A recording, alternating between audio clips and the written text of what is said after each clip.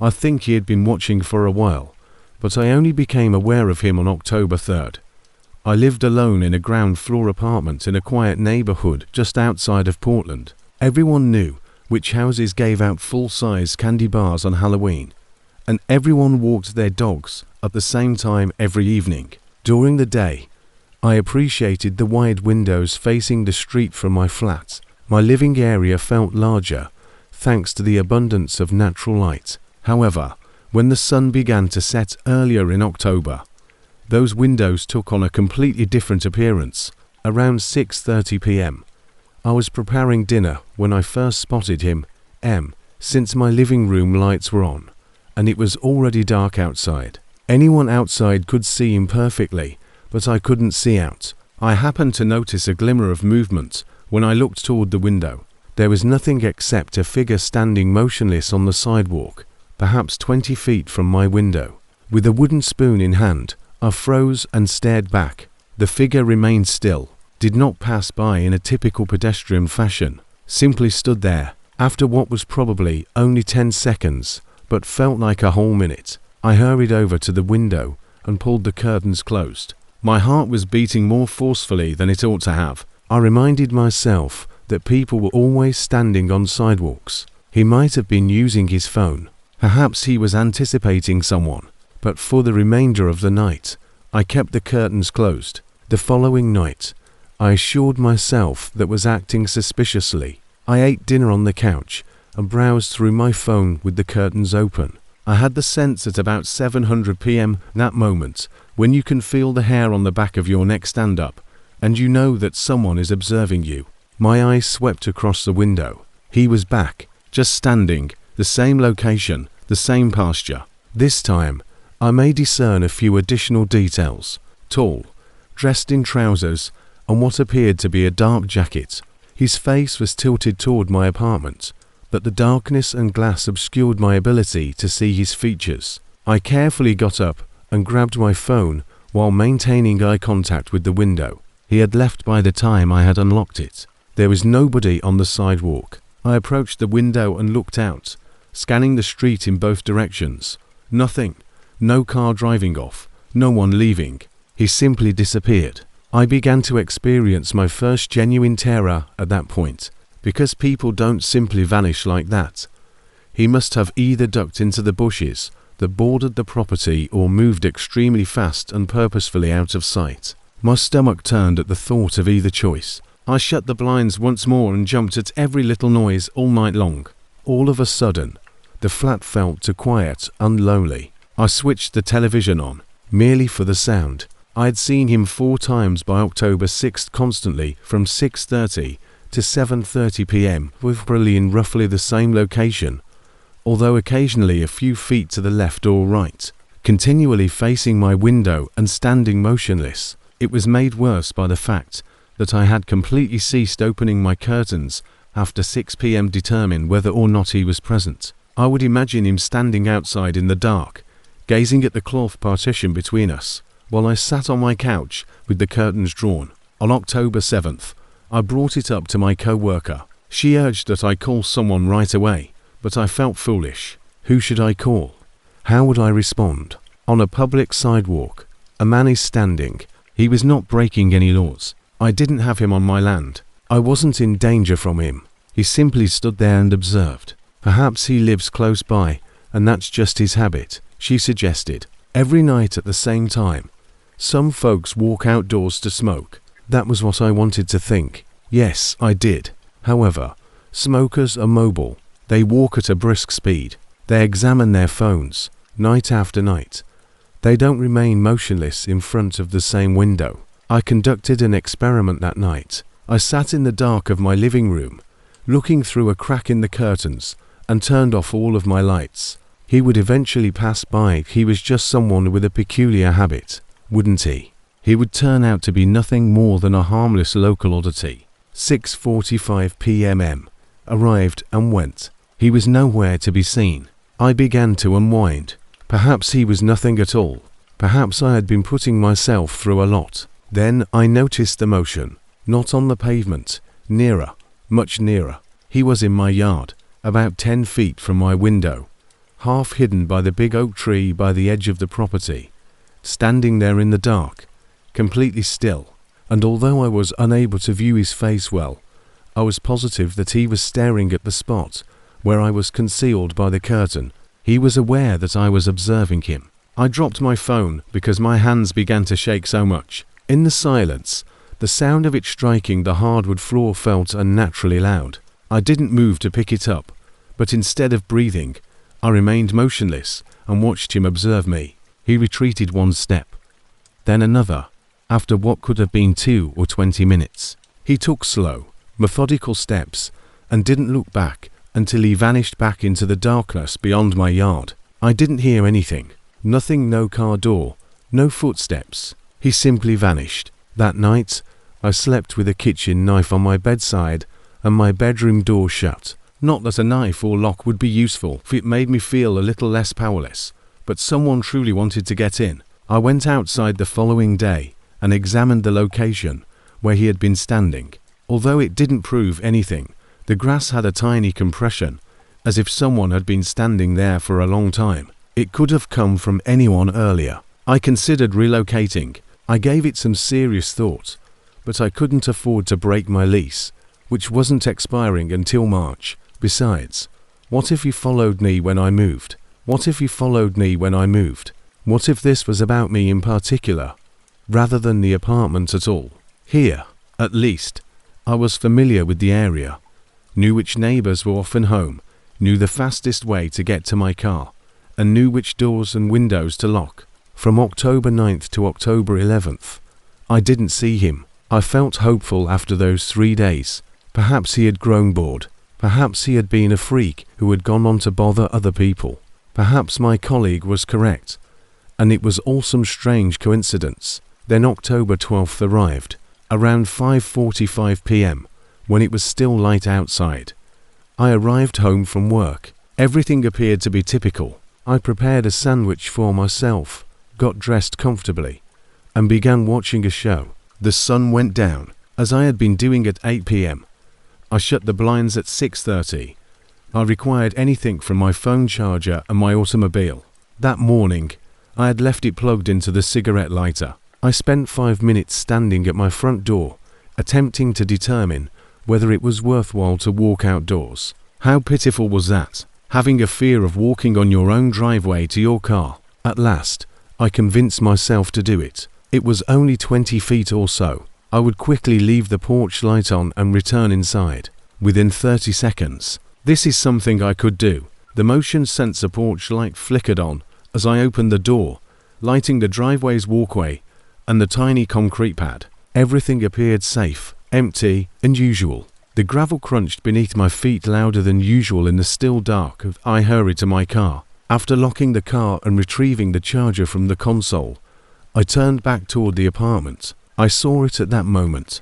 There was a piece of paper on my front door that hadn't been there 30 seconds ago. For sure, I'd left the door open a crack. I would have noticed paper on it, indicating that someone had placed it there in the 20 seconds I had been at my car, but I hadn't even closed it all the way because I intended to return immediately. I felt cold all over. I whirled around, looking at the shadows yards, the darker street, and the gaps between the homes. Nothing changed. Someone had been there, but no one was. I was only 15 feet away when someone left a piece of paper near my front door. I hurried back inside and locked the door after slamming it. I could hardly turn the deadbolt because my hands were shaking so much.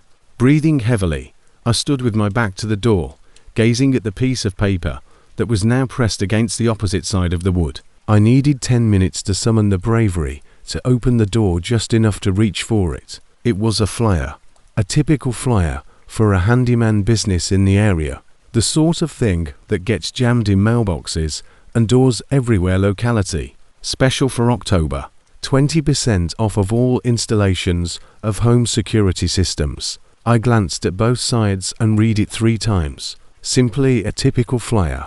However, the timing was too good to be true, was it? Do flyer people deliver on Tuesdays at 8 p.m. In the dark? That flyer was evidence that someone had been there, even if I couldn't identify who or why. so I preserved it and placed it in plain sight on my kitchen counter. Now it is October 19th. Since that night, I haven't seen him on the street. I haven't noticed anyone in my yard. No more deliveries. Everything is now back to how it was before to October 3rd. The thing that keeps me up at night, though, is this. I never disclosed to anyone the precise dates on which this was taking place. I never made a post about it, never submitted a report of any type. Therefore, how would a random handyman service know to bring a flyer promoting home security to my door at the very moment that someone had been keeping an eye on my house? Unless it wasn't really random. I still call this place home. I still draw my curtains at 6 o'clock each night. Before going to bed, make sure to check the locks 3 times. And occasionally late at night, when I'm sleeping in my bedroom in the dark, when I think about that flyer, I question whether it was a coincidence, a warning, or something else. Around 2:00 a.m. on October 18th, last night, I heard something outside my bedroom window. Only the faintest sound, perhaps a hand or fabric rubbing across the surface, examining the window frame. I listened and remained motionless in my bed, hardly breathing. A minute or so later, I heard what sounded like footsteps slipping through the grass. Perhaps it was simply the breeze. Well, it's October. In October, everything always sounds different. When I left for work this morning, I noticed one damp footprint on my back porch. One adult-sized shoe from a man placed as if someone had been standing there, peering in, right in front of the sliding glass door. However, yesterday evening it rained. Anyone could have done it. Might have come from any era. I remind myself again and over again that the fact that I moved into apartment to be on October 1st should have been my first indication that something wasn't right. The landlord had waived a standard credit check and hardly asked any questions, almost eager to rent it to me. I believed I had simply struck it lucky at the moment. I needed a place quickly after my previous roommate scenario fell apart, and the rent was affordable for the neighborhood. It was an old structure, one of those 3-story brick complexes from the 1960s that are common in the Midwest. 2 units each floor, a total of 6 units. Mine was on the left side of the 2nd floor. All old apartment complexes have that certain smell in the corridor, a combination of mildew, frying oil, and carpet cleaning, the sort of odor that affects guests as soon as they enter, that goes undetectable after a few days. Marcus was a guy who lived next door to me in 2A. On my 2nd day there, I ran into him while carrying in boxes in the corridor. He was quiet, reserved, and most likely in his 50s. When I introduced myself, he gave me a strange expression, as if he was shocked to see me. But he was still kind enough. Greeted me as I entered the building, said to let him know if I needed anything. Normal neighborly behavior. On October 4th, the first odd event occurred. Around 2 in the morning, I heard someone attempting to open my door handle. There was only the soft, mechanical sound of the handle spinning while it was being tested, no knocking. I listened while paralyzed in bed. For about 10 seconds, the handle shook softly before coming to a stop. I could not determine which way the footsteps were going because they were so soft as they moved down the corridor. I checked the door in the morning. There are no marks surrounding the lock or indications of tampering. When I saw Marcus retrieving his mail that afternoon, I told him about it. Probably someone who was intoxicated, he said, avoiding eye contact, leaving on the incorrect floor. Sometimes it does. However, we had just 6 units in a building this small. How inebriated must you be to forget which level you live on? I gave it up. Didn't seem important enough to worry about.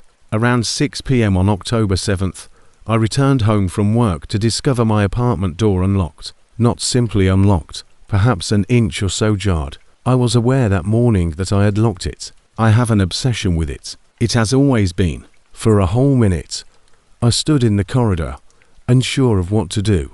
Make a call, enter, and depart. At last, I cautiously pushed the door open while remaining in the doorway, prepared to sprint. Everything appeared to be typical. Nothing is visibly missing or disturbed.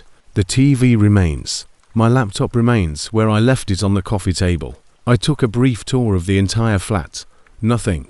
Everything was just as I had left it, save for the odor. Despite the fact that neither I nor the prior tenant smoked, there was a slight cigarette smoke odor. It was faint, barely noticeable, but unmistakable. All of the windows were locked when I checked them.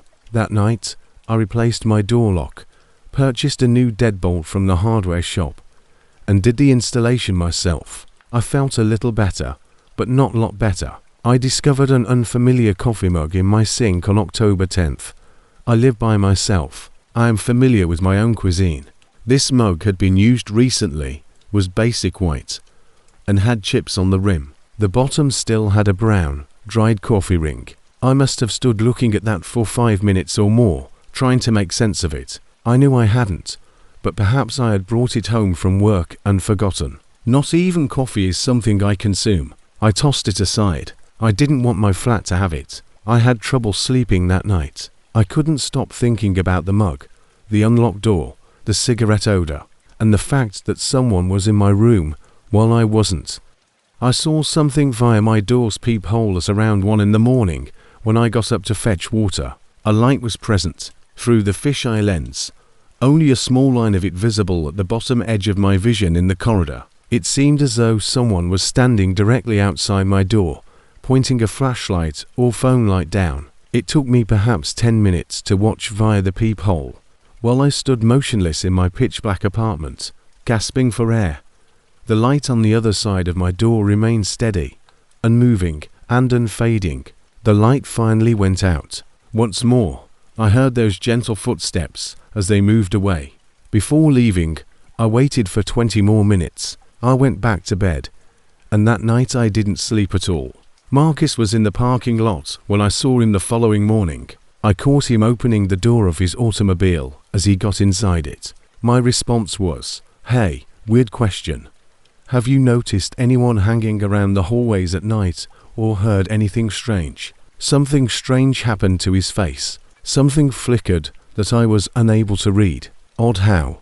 I'm not sure. Simply someone standing in the hallway or attempting to operate door handles, etc.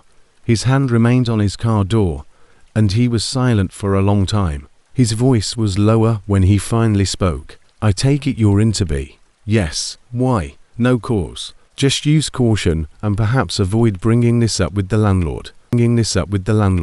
"Why not?" However, he was already shaking his head and heading into his car. "Just be careful," he said once more. He then took off in his car. Everything became worse after that talk, because it wasn't simply my paranoia anymore. Someone else was aware that there was a problem with this building and my flat, but he refused to disclose it to me. That evening, I began my research, looked up the building's address, and looked for any documents or news stories. There was nothing.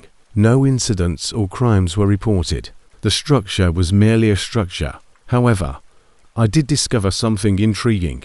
According to property records, Apartment to Be has experienced 6 turnovers in the previous 3 years. In 3 years, there have been 6 different tenants, none of whom have stayed more than a few months. When I heard it, I was on my laptop reading this, my lock slipping a key into it. I recently fitted the new lock. As the deadbolt turned slowly, I looked in utter terror. As it unlocked, the mechanism clicked. My new lock's key was in the hands of someone. I fitted a lock 3 days ago. 2 keys were included with the lock, and they were both in my apartment. The door began to open. I exclaimed, "I'm calling 911," as I leapt to my feet and snatched the baseball bat I had begun keeping near the couch. The door stopped instantly and remained frozen at around 3 inches open. Through the opening, I could make out a portion of the corridor, but the person there was standing over to the side, out of sight. Then I heard a sound that chilled me to the bone. A voice, low and perplexed. "Apologies, incorrect apartment." The door shut. I was locked in when the deadbolt turned once again from the outside. Footsteps walked away. Before I was able to move, I stood there for perhaps 20 minutes, trembling, bat in hand. The hallway was deserted when I eventually peered out the peephole. It was 11:47 p.m. when I checked the time. I knocked on Marcus's door the following morning until he responded. He seems to have had a restless night as well. "I need you to tell me what's going on," I replied. "My apartment's key is in the hands of someone.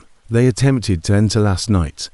After giving me a long look, he groaned and moved aside to let me entry. Even with the lights on, his apartment felt different, darker in some way, even though the layout was exactly the same as mine." Marcus said. "The guy before you," without glancing at me. "He spent roughly 2 months there, abruptly left in the middle of the night without taking the majority of his belongings. What took place? I'm not sure exactly, but a few weeks before to his departure, he freaked out and came to my door at 3 in the morning, claimed that when he woke up, his apartment was constantly rearranged, claimed to have set his phone to record as he slept in an attempt to catch the person entering.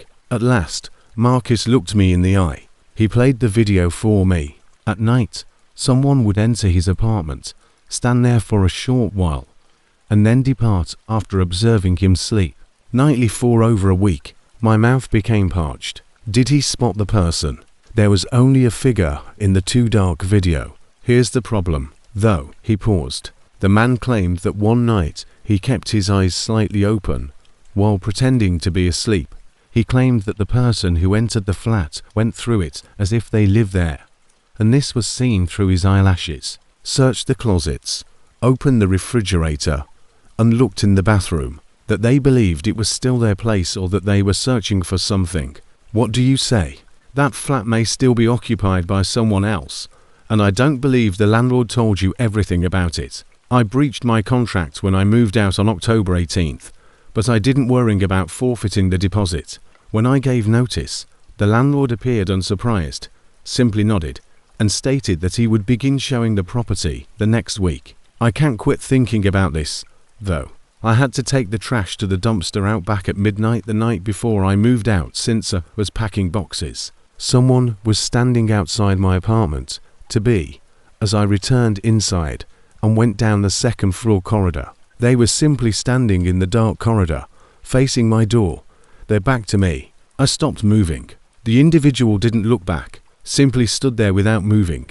"Excuse me," I mentioned.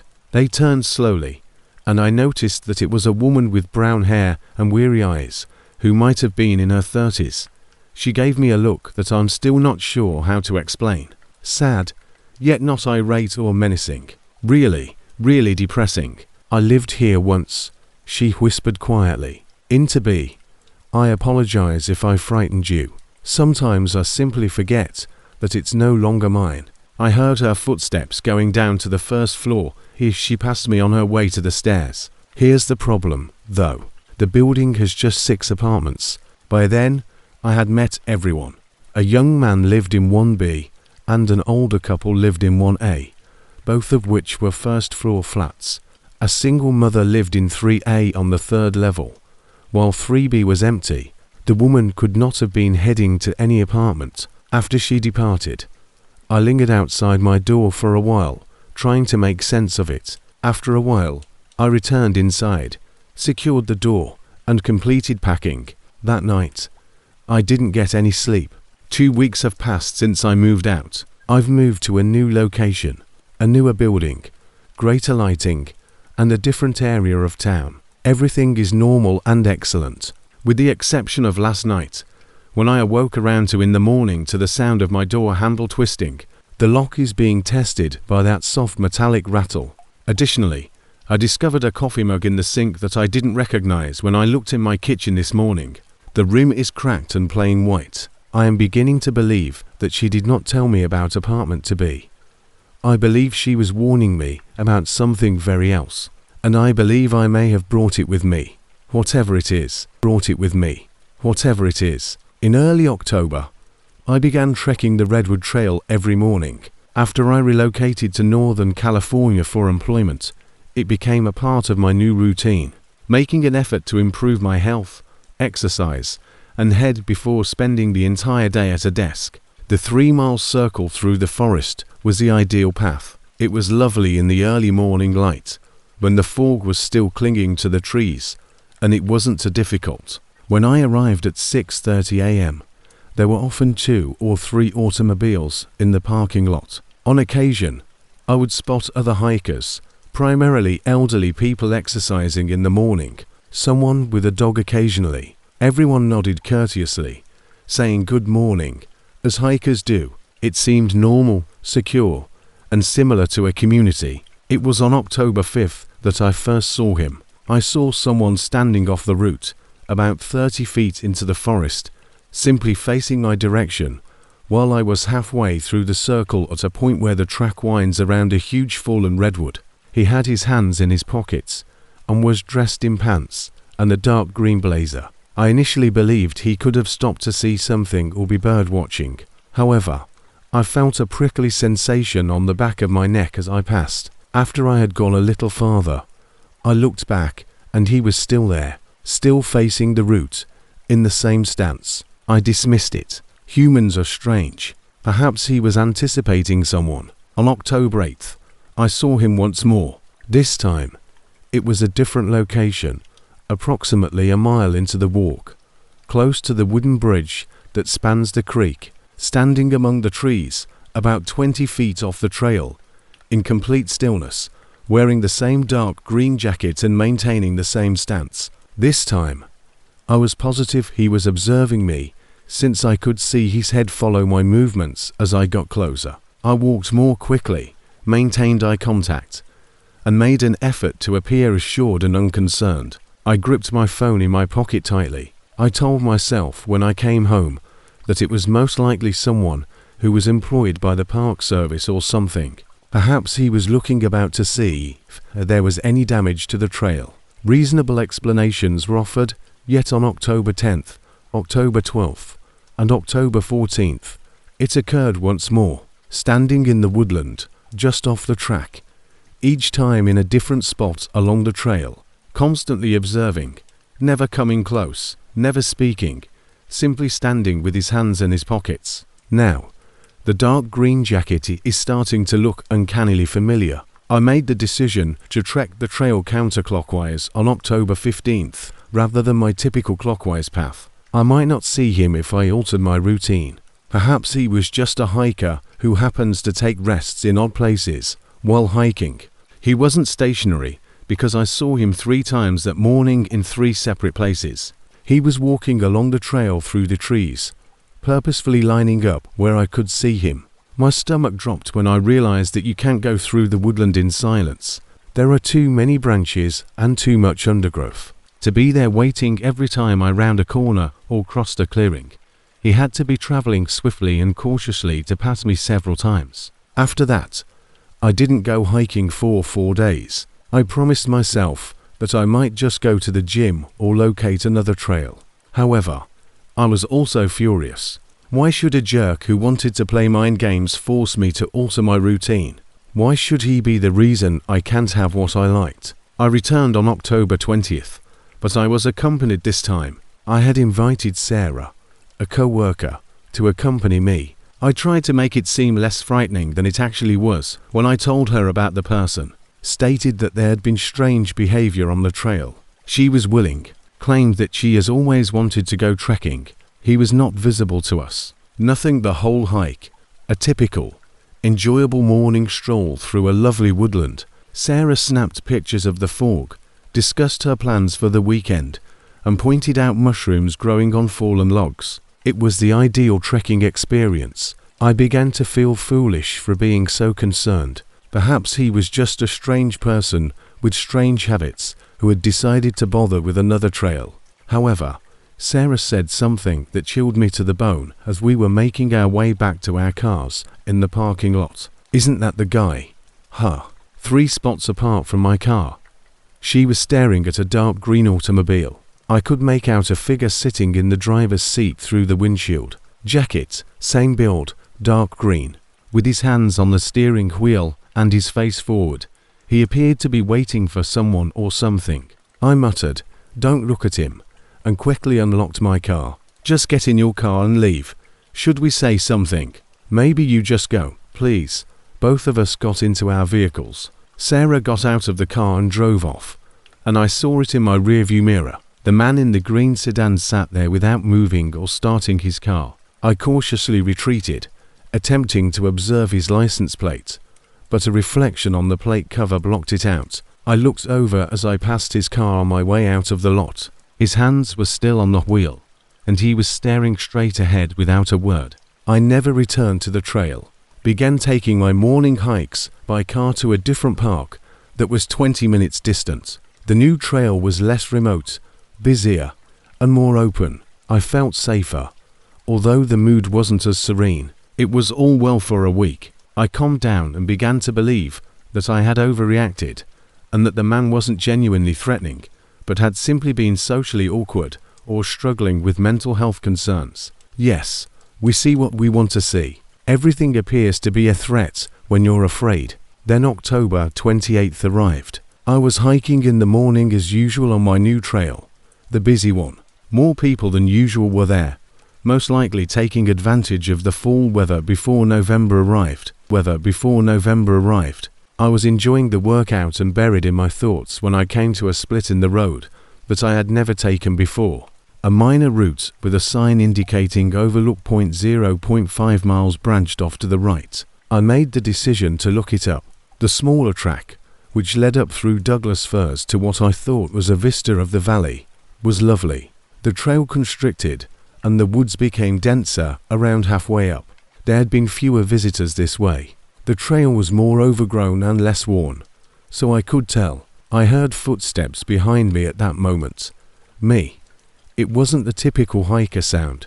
These were swift, deliberate, and fast-moving individuals. Like you, I moved to the side of the trail to give them space. However, as they approached, the footsteps slowed and then stopped. I pivoted. Jacket in dark green. The same guy was blocking the way back down the trail, about 15 feet behind me. He had both hands in his pockets. He didn't state anything, simply gave me a glance that I couldn't read. I could hear my heart pounding so loudly.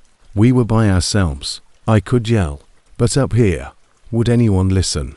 From the main trail, how far had I come? Am I able to assist you? I attempted to sound confident and forceful. I was disappointed by how shaky my voice sounded. He simply stood there without moving or answering. I decided. I began to gently make my way back, keeping my eyes on him. I went up the route toward the overlook other than toward him. I might be able to locate more hikers or reach a more open region if I continued to go. He began to move ahead at the same speed as me, just following, not hurrying, not hostile. I said, "I need you to stop," more loudly. "I feel uneasy around you." He paused his stride and cocked his head, as if thinking about something. Then, for the first time, he spoke, and his voice was soft, nearly soft. "You took a different route." The fact that he had noticed made those 3 words, in some way, more horrifying than anything else. It indicated that he had been trying to find me. This was not a random occurrence. I spun around and took off running. I sprinted all the way up the trail, ignoring the heat in my lungs and the trees snatching at my arms. Behind me, I could hear him walking at the same steady pace, not running. He seemed to know something I didn't, as if he didn't have to rush. The trail abruptly opened up to the overlook, a wooden railing-equipped area with a breathtaking view of the valley below. Additionally, 3 hikers were standing above the railing, taking pictures. Never in my life have I been so happy to see strangers. I attempted to look natural, slow my breathing, and walked rapidly to the group. I looked back toward the trailhead. He was observing from just inside the tree line. He disappeared into the forest after walking back down the trail for around 30 seconds. An older man who hiked with me inquired about my well-being. I must have appeared to be in a panic. I assured him that I was all right, having pushed myself too hard during the ascent. He gave me some water. With trembling hands, I took it and nearly dropped the bottle. After feigning to take in the scenery for 20 minutes, I hiked back down with that bunch. Numbers and safety. There was no sign of the man with the green jacket. The parking lot did not contain his vehicle. Before getting into my car, I looked around the lot again, and I kept an eye on my mirrors the entire way home. Now it is October 31st, Halloween. It's been 3 days since I went hiking. To be honest, I haven't spent much time outside of my flat. I can't get his words out of my head. "You took a different route." It was implied that he had a certain location in mind for me. Said he needed to locate me at the new trail because he had been waiting for me at the previous one. Here's what's actually keeping me up at night, though. I kept the new track I was switching to a secret. I didn't post about it. I recently began visiting that place. How did he discover me? Then, did he come after me one morning from my apartment? Has he been observing me for longer than I thought? Is he aware of my residence? I noticed a dark green vehicle parked across the street this morning when I peered out the window of my flat, identical to the one from the trail parking lot in terms of make and model. It has now been there for 6 hours. No one is inside, as far as I can tell. There is tinting on the windows. Probably nothing. Most likely just a visitor to a neighbor. Green sedans are very common. I'm not sure if I will leave my apartment today, though. His expression at that trail fork is still in my mind. The serenity of it. The patience as if he had it forever. As if this were the start of anything but other than its conclusion. There is still the automobile. As the sun sets, I realize that I have no idea what will happen next. Since I needed the money and no one else wanted it. I worked the night shift at the convenience store on October 3rd. 11 p.m. to 7 a.m. was the time frame. 4 evenings a week, and due of the shift differential, the income was respectable. The shop was located outside of Detroit in a peaceful area. I'm just tired, not in a bad place. The majority of the night was spent replenishing shelves and observing the late shift workers grabbing coffee on their way to factories, or the rare insomniac purchasing energy drinks. On my first night, Dennis, my manager, gave me the scoop. After 1 a.m., make sure the doors are locked. Watch them the entire time when you unlock them for consumers. Never allow 2 or more persons inside at once. Trust your instincts and keep your phone charged. According to him, if something feels off, it most likely is. Under the register, press the panic button. Typically, police arrive in less than 5 minutes. The first week was largely quiet and dull. Around 1 in the morning, I might receive 10 clients, and 6 in the morning.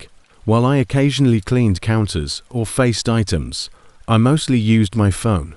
Another fixture was the panic button beneath the register. I stopped paying attention to things like the signs requiring personnel to wash their hands or the lottery ticket display. Things began to feel strange on October 12th. Approximately to 30 a.m., a man approached the door. Through the glass, I could make out a normal-looking Caucasian man in his late 20s, dressed in jeans and a grey hoodie. I unlocked the door after he pointed to it. He entered, proceeded directly to the rear, where the coolers were, and gazed at the drinks for a considerable amount of time. Standing there looking at the shelves for 5 whole minutes was just too long. On the surveillance screen behind the counter, I watched him. The business was covered by 4 cameras. He continued to pick up bottles, while observing them, returning them. At last, he reached for a Gatorade and approached the counter. "Just this," he murmured without looking. He made a cash payment. Precise change. However, he continued, "You're here alone," as he turned to face me for the first time before leaving. My stomach grew constricted. "No," I told a falsehood. "There's someone in the rear." He went after giving me a small smile. If he realized I was lying, I saw him cross the parking lot, get into a dark automobile, and leave. I relocked the door with trembling hands. It might have been nothing. Perhaps he was merely chatting. However, there was something about the way he smiled and inquired that made my skin crawl. Around 2:30 a.m. on October 15th, he returned. The same pattern. Went to the rear. Bought a Gatorade after spending a lifetime staring at liquids. He didn't inquire if I was alone this time, but after I paid, he lingered at the counter for a while, methodically scanning the store, if he was learning its layout. "Silent evening," he said. "Yes. Do you work every night?" I shouldn't have given an honest response, but it just spilled out. "Every night for 4 nights. Slowly, he nodded. "For what purpose?" At that moment, I began to have serious concerns. I lied when I replied. "It varies. Every week. I worked the same schedule from Sunday through Wednesday evenings." He didn't say anything more before leaving. He drove off in the same dark vehicle, and I watched, and I contacted Dennis right away, received his voicemail, stating that I was feeling uneasy because a guy kept entering and asking strange questions. Dennis responded to the text the following morning: "Have faith in your instincts. If he returns, don't let him in. You have the right to decline service." I saw him on October 17th, but he didn't come to the door. I happened to glance at the security monitor at around 3 in the morning when I was refilling cigarettes behind the counter. He was standing right at the edge of the parking lot, facing the business, at the point where the light from the store signs turned to darkness. The blurry camera footage made it difficult to see his face, but I could make out the grey hoodie. I spent 10 minutes looking at the display. He stood there without moving, approaching, or departing. When I finally had enough, I went to the front window and looked straight ahead. There was nobody in the parking lot. In the 30 seconds it took me to go from behind the counter to the window, he was gone. I jumped at every sound for the remainder of that shift, continuously monitoring the monitors and holding my phone with 911 on it, ready to dial. I didn't get much sleep the following day, but he never returned that evening. He was always looking from the edge of that parking lot when I closed my eyes. The 20th of October was worse. At 2:45 a.m., he arrived at the door. This time, however, I mouthed the words were closed and shook my head when I saw him through the glass. I wasn't letting him in again, even though I was meant to let people in till 6 in the morning. He stayed, with his hands in his hoodie pocket. He stood at the door and gazed at me through the glass. Following after about 30 seconds, he rapped on the glass with one hand that was out of his pocket. 3 slow taps. Then he pointed at a $20 bill. Then, in the store, he seemed to be demonstrating to me that he was a real customer. Once more, I shook my head. He cocked his head, and I could see his countenance shift despite the distance and the glass. Either genuine kindness or the facade of it vanished. His expression became lifeless and flat. He continued to stand there and stare at me for a whole minute. He turned and left after that. This time, I did not go to a car, simply left the parking lot and vanished into the surrounding residential streets. I pressed the panic button. I have no idea why. Dennis had advised me to follow my instincts, but even though he hadn't threatened me, tried to break in, or done anything unlawful, something about the situation felt off. 2 police officers arrived. In 4 minutes, I showed them the security film and explained what had transpired. They appeared to be understanding yet skeptical. An older, grey-haired cop asked if the man had ever threatened me directly. No, but has he attempted to break in, harm any property? No, he gave a nod. See, I understand. Although Guy is being creepy, there is little we can do about it legally. He's permitted to visit a store. In a parking lot, he's permitted to stand. We'll have a unit drive by more frequently on your shifts, he said, apparently noticing my face. Additionally, call right away if he becomes hostile, makes a genuine attempt to enter, or threatens you. We'll take care of it. They departed. Knowing that they will be passing by more frequently made me feel a little safer, but also powerless since the police officer was correct. In reality, what had the man done made me uneasy. Was standing in a parking area. They are not offences. He returned on October 23rd, but his strategy had altered. He approached the window, put his face to the glass, and waved at me rather than approaching the door. Then, with the screen facing me, he held up his phone. It had large fart lettering on it. I just want to talk. I retreated from the window and shook my head. After standing for a while, he typed something else and raised the phone once more. You're alone? I know that. My heart was thumping violently, making sure he could see me. I reached for my phone and dialed 911. He observed me before grinning slowly and purposefully. Something else, something that chilled my blood, not a warm smile. Then he turned to leave. He had long since left by the time the police showed up.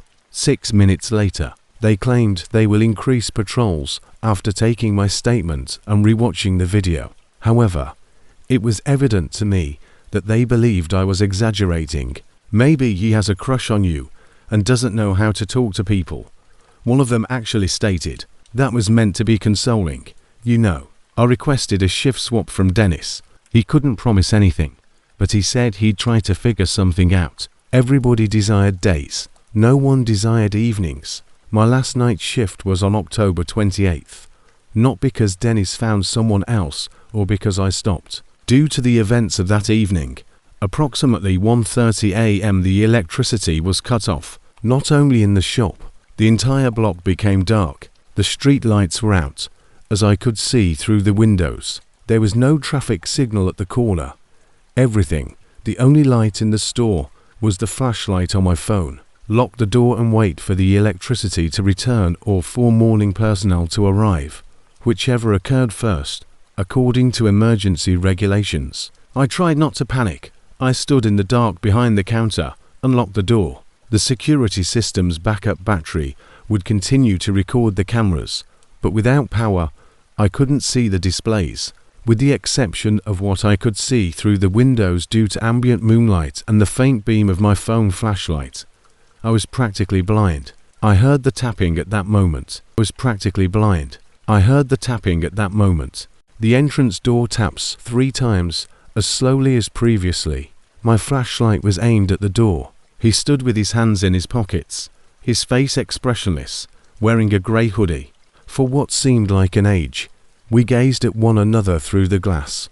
Then he went out of my line of sight, walking down the storefront to the side of the building. I heard footsteps. He was moving about the structure. I was aware that the windows were protected and that the back entrance was locked, but panic was settling in. I dialed 911 once more and explained the situation to the dispatcher in a whisper. Units were on their way, she added, but they were going to a possible accident at a junction first because of the numerous calls triggered by the power outage. The sound of footsteps ceased. There was silence. I tried to see everywhere at once, while standing in the dark with my phone flashlight sweeping across the shadows. Minutes went by. 5, perhaps 10. Where had he gone? Then I heard it. From above came a scraping noise. From the rooftop, there was a large object being pulled across the store's flat roof. Back and forth, like a person who is pacing or seeking access. A padlock was used to secure the store's roof hatch, which was used for maintenance. It was meant to be. Anyway, the scraping ceased. Once more, silence. The light from my flashlight was going out. The phone's battery is at 15%. I listened while standing motionless and gasping for air. With lights flashing and monitors flickering to life behind me, the power abruptly returned. I whirled around and anxiously checked the screens. The store's interior is empty. The front lot is deserted. The building's side is vacant.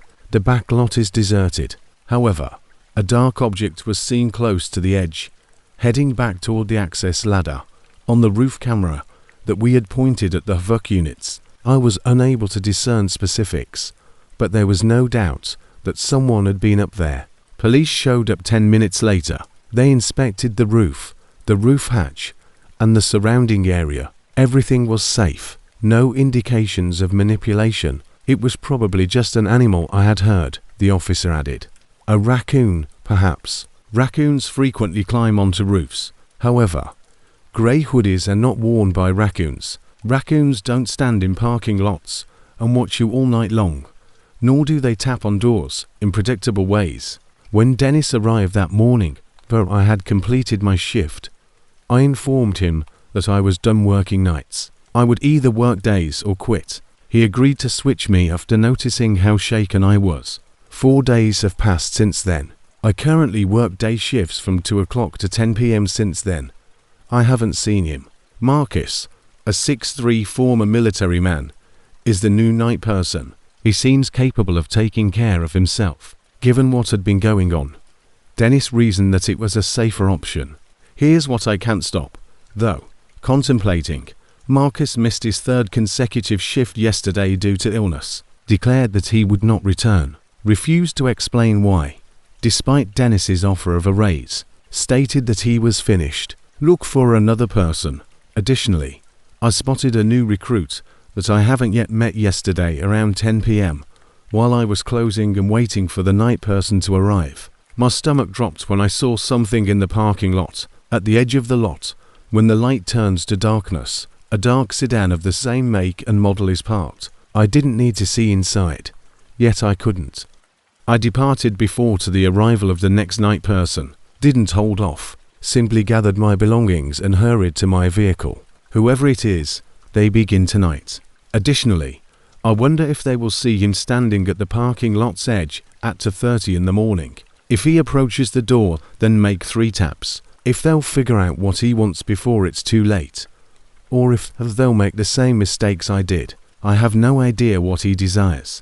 What scares me the most is that, the power outage, the moments I was by myself with my back to him, and the roof access were all possibilities for him. There was something he could have done. However, he didn't. He pretended to be studying as he watched and waited, as though he had a strategy. Whoever is working tonight, I hope, is more intelligent than I was, since I believe he is still out there, waiting, and not finished. I hope they follow their instincts from the beginning.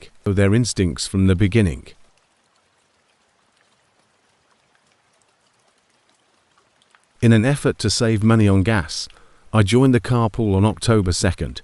It took me 45 minutes each way to get to the tech campus outside of Austin, so it made sense given the rising cost of gas. There was a carpool matching system in place at the company. You invested your schedule and address, and it connected you with neighbors who had comparable work schedules. I was paired with 3 other people, Linda, a man named Aaron, and Derek, who was driving for the first week. Aaron and I were on the same team.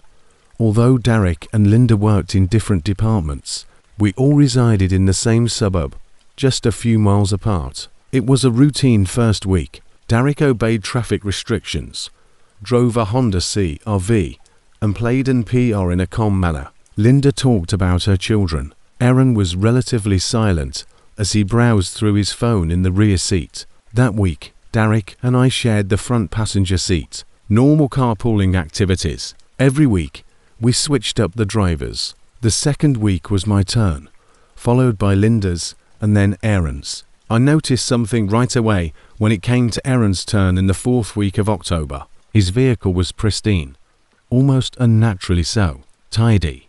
He said it was a 2019 yet. It was a silver Camry that looked brand new. With the exception of one pine-scented air freshener, there was no garbage, no coffee stains, and no personal belongings. As Linda climbed into the back seat, she remarked, "You really keep this thing clean." Aaron remarked, "I like things organized." His tone was lifeless and bland. He pulled out after adjusting his rearview mirror. Compared to Derek, Aaron drove more aggressively. He would take turns more quickly than needed, brake late, and accelerate forcefully. It was just enough to have me clutch the door handle a couple of times, but not dangerously. Linda also took note. She was bracing herself against the seat when I caught a glimpse of her in the side mirror. "You okay up there?" On the 3rd day of Aaron's driving week, Derek asked me. I was jammed against the door after we took a turn. Yes, but not utilized to the manner of driving. Aaron ignored this, maintaining a neutral expression while keeping his eyes on the road. Things started to get strange on October 24th. Aaron abruptly drove off the highway at an exit we had never taken before, just as we were about to reach the office. Linda asked from the back. "Wrong exit," Aaron said. "Shortcut. Construction is coming up. It's quicker this way." However, there was no building. I looked at my phone. The highway was clear, according to the traffic app. I turned to look at Derek in the rear seat. He was frowning as he looked at his phone. Aaron passed a residential neighborhood with fewer homes and smaller streets. Instead of going toward the office, we were going away from it. My stomach began to churn. Trying not to speak, I added, "I think we should get back on the highway." Aaron, informal. "We will arrive late. This is quicker," he said again. The same flat voice.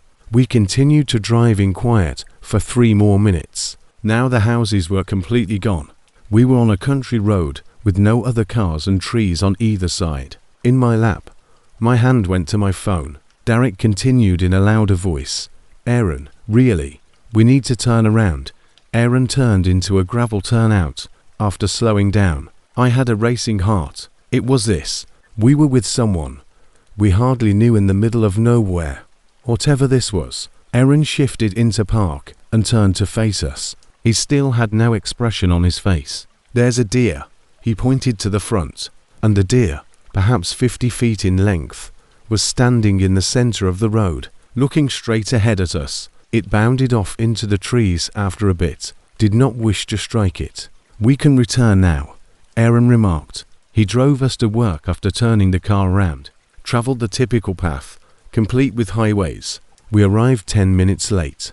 For the remainder of the drive, no one spoke. Later that evening, Linda mailed a message to our group chat for the carpool. "Hey, can we just take the standard path going forward? In the mornings, I have a strict regimen." Aaron answered right away. "Yes, I apologize for it." However, something had changed. Aaron picked us up as usual on October 25th, the next morning. This time, I took the back seat. I wanted to get away from Aaron, so I switched with Derek, desired a mediator between us. I noticed Aaron was constantly adjusting his rearview mirror about 20 minutes into the drive. It wasn't as if he was looking for traffic. He had it tilted toward me. Every few minutes, I would catch him looking straight at me in the mirror before he adjusted it again. "Your mirror okay?" At last, I inquired. His words, "It's fine," and made the quick adjustment once more. He left it angled directly at me this time. For the remainder of the voyage, I could see his eyes observing me in that mirror. Linda also took note.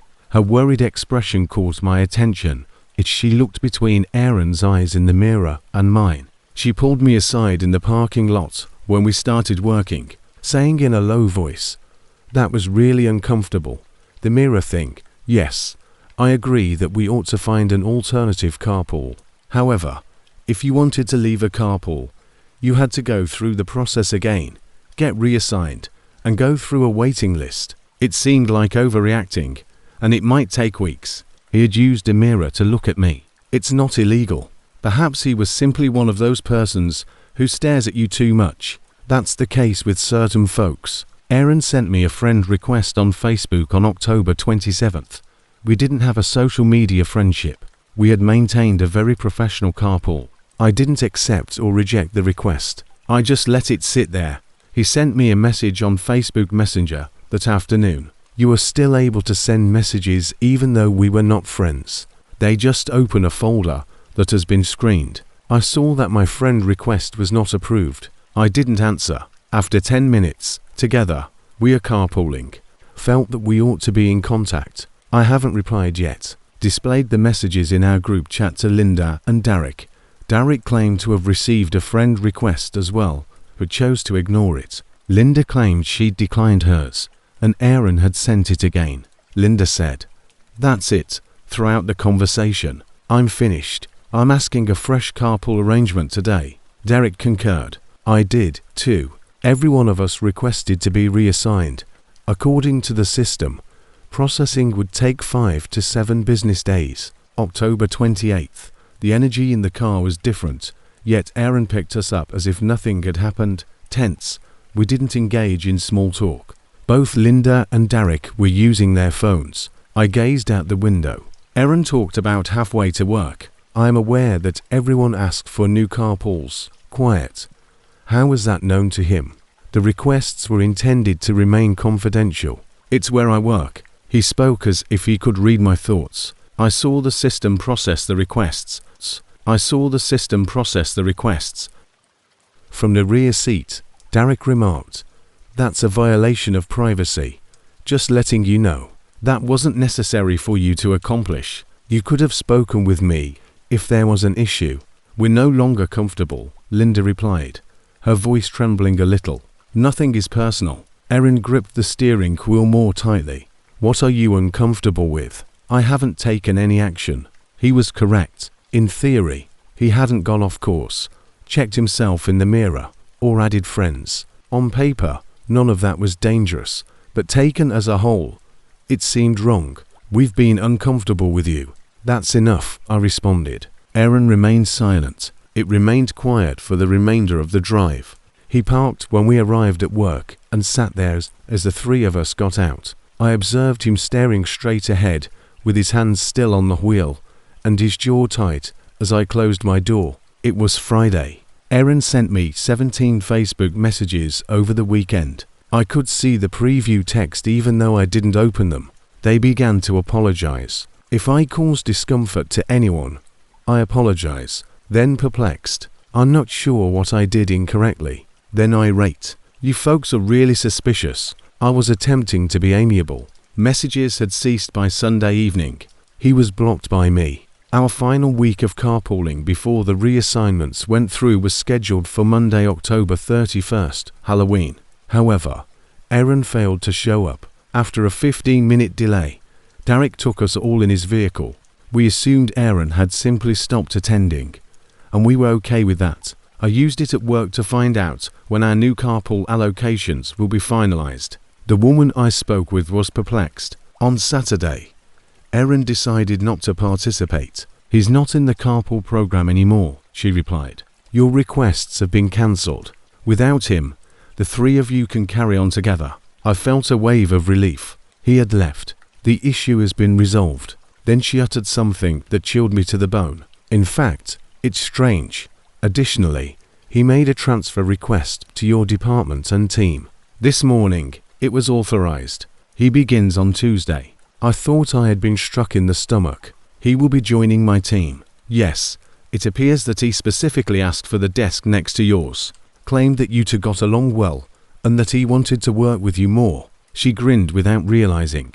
Isn't that nice? Does anyone on your team have a carpool buddy? I was unable to talk, so I simply nodded and left after a few days. That afternoon, I gazed at the vacant desk beside mine.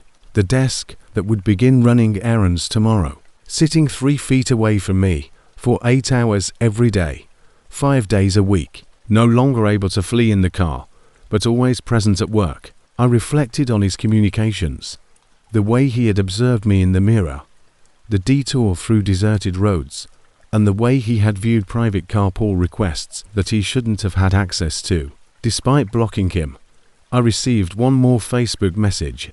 4:30 p.m. apparently. He made a new account. Only 3 words. I'll see you tomorrow. I visited HR before I left. I tried to explain the problem as calmly as possible. The woman took notes and listened, but her face seemed doubtful. She said, "Has he threatened you?" "No.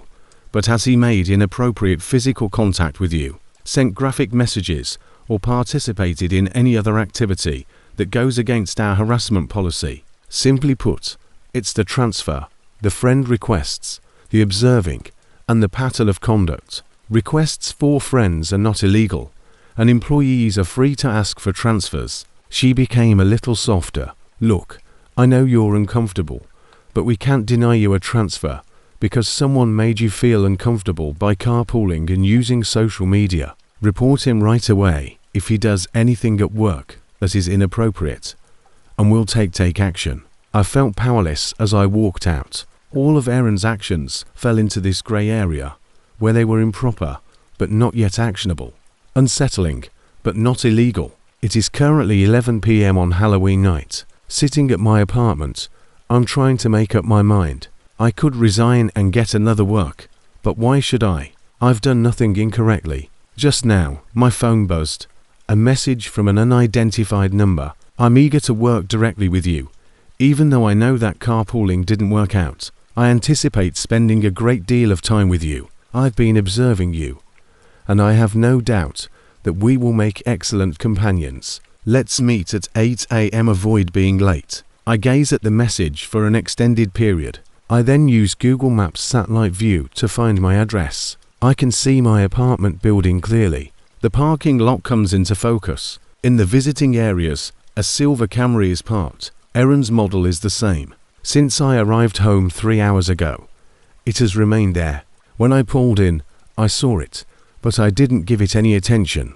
Glancing down at the parking lot, I made my way to my window. There's still the Camry. And even though I'm on the 3rd story and it's dark, I can still make out someone waiting in the driver's seat. Once more, my phone buzzes. The same unidentified number sent another SMS. I see that your light is on. You ought to sleep. Tomorrow is a big day. With my heart pounding, I pull back from the window and draw the shades. However, I still sense it. Someone is down there in the dark, watching, waiting for morning, and staring up at where they know I am. And I have to sit next to him or work in 9 hours. Sit next to him or work in 9 hours.